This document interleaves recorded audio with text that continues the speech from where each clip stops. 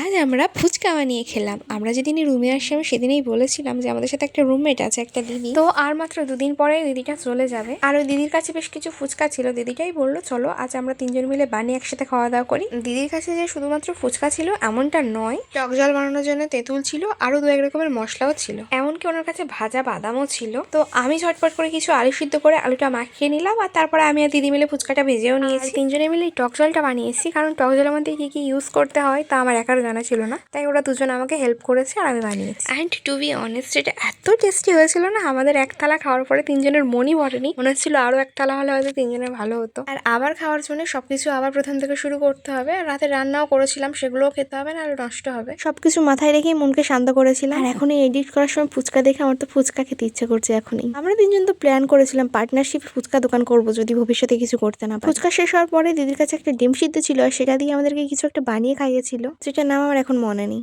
চলো আসতে আসি, দেখা হচ্ছে পরে অন্য কোনো ভিডিও। ভালো থেকো, বাই।